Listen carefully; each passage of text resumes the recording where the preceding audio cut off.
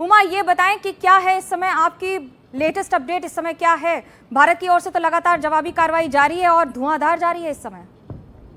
जी देखिए, सबसे बड़ी बात यह है कि अमेरिका जो है वो मध्यस्थ की भूमिका में उतरता नजर आ रहा है। अमेरिका के जो विदेश मंत्री हैं मार्को रूबियो, उन्होंने विदेश मंत्री एस जयशंकर के साथ बातचीत की है और उनको ये कहा है कि किसी तरह से तनाव में कमी हो, इस दिशा में काम किया जाए। और इसके साथ ही मार्को रूबियो ने पाकिस्तान के जो प्रधानमंत्री हैं उनके साथ भी बातचीत की है और उन्होंने ये भी कहा है कि जो एक अटैक हुआ है उसमें जो पाकिस्तान के सिविलियंस की जो मौत हुई है उस पर उनको गहरा शोक है, लेकिन साथ ही साथ उनको ये भी संदेश दिया है कि पाकिस्तान जिस तरह से आतंकवाद को समर्थन देता रहा है उसमें कमी लाने की जरूरत है। तो जो एक जम्मू पे अटैक के बाद हालांकि भारत ने उसको असफल कर दिया है, लेकिन इसके बाद जिस तरीके से तनाव बढ़ा है इस इलाके में, अमेरिका को इस बात का डर है कि ये पूर्ण युद्ध में बदल जाएगा, जिसकी आशंका बहुत ज्यादा है।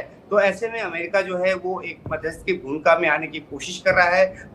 मार्को रूबियो ने विदेश मंत्री एस जयशंकर के साथ साथ पाकिस्तान के प्रधानमंत्री शहबाज शरीफ के साथ भी बातचीत की है और कोशिश उसकी तरफ से ये है कि किसी तरह से तनाव कम हो। लेकिन पाकिस्तान ने जिस तरह से आज गलती की उसके बाद लगता नहीं कि भारत जो है वो पाकिस्तान को सबक सिखाए बगैर छोड़ेगा, क्योंकि जिस तरह से बड़ा हमला किया गया और बैरेज ऑफ ड्रोन जो है वो छोड़े गए। भारत का जो डिफेंस सिस्टम है वो काफी मजबूत है, इसलिए जिस तरीके का नुकसान पाकिस्तान चाहता था वो नहीं हुआ है। लेकिन पाकिस्तान ने एक बहुत बड़ी गलती की है, ये बात भारत की तरफ से अमेरिका को बता दिया गया है। उमा शंकर के पास 2 दशकों से ज्यादा का एक्सपीरियंस है। उमा, आप कैसे देखते हैं स्थिति को? आज तो कम से कम माफी के लायक काम नहीं किया है, इसके पहले भी कभी नहीं किया है, लेकिन आज तो नागरिक सिविलियन इलाकों में, एयरपोर्ट हो या फिर बाकी सारे इलाके हो, इनको टारगेट कर लेना तो इसका सीधा मतलब है ना आउट फॉर वॉर।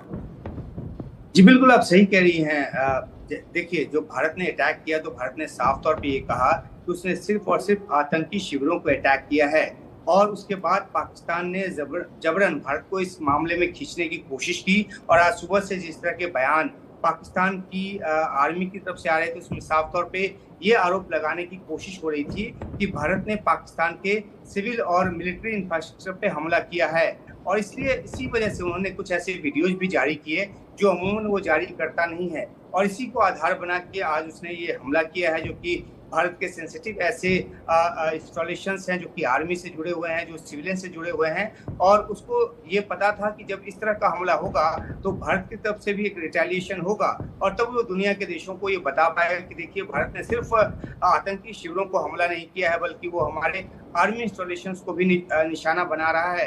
तो पाकिस्तान ने अपना जो ट्रैप बनाया है, अब लगता है कि उसमें वो फंस के रह गया है, और वो ये चाहता था कि एक पूर्ण युद्ध ये हो, जिसकी दिशा में ये आशंका बढ़ती जा रही है। क्योंकि पाकिस्तान के जो सेना प्रमुख हैं आसिम मुनीर, उनके पीछे पाकिस्तान जो है एक नहीं था।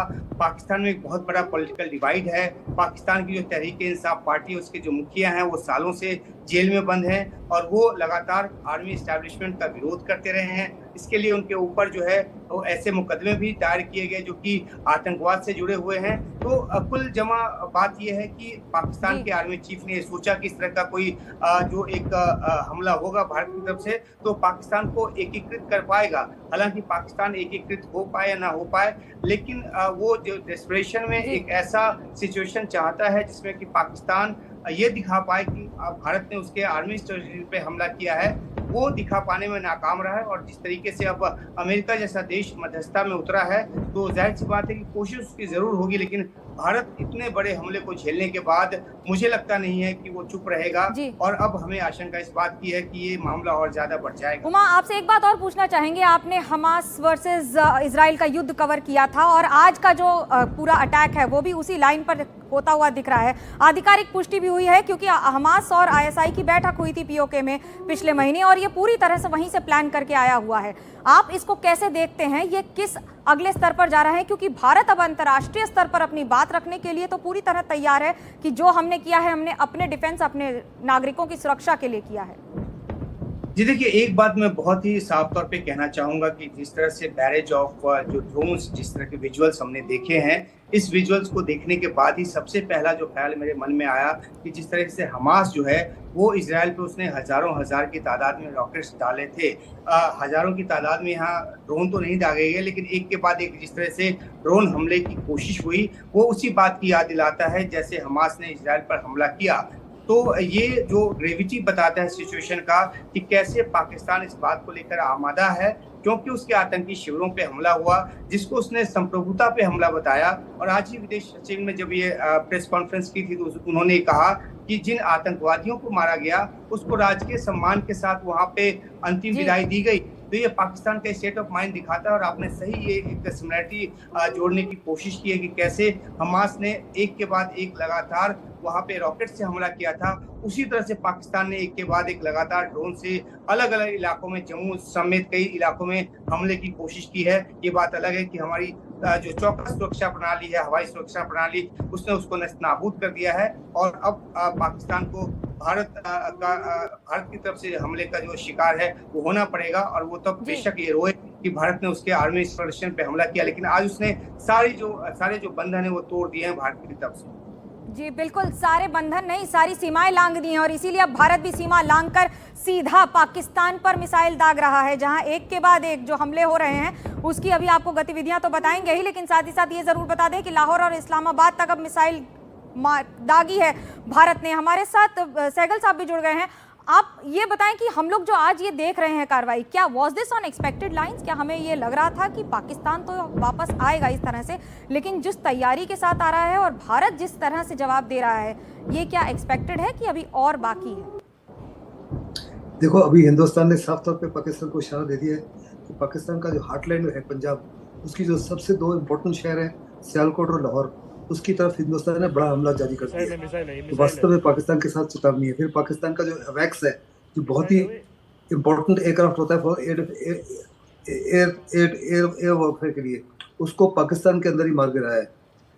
इससे तीन चीज़ें साफ तौर पर नजर आती है कि पाकिस्तान के जवान जो हैं उनका हौसला इस समय काफ़ी कमज़ोर है, उनकी लीडरशिप, उनकी ट्रेनिंग, उनका मोरल मोटिवेशन काफ़ी ज़्यादा कमज़ोर है।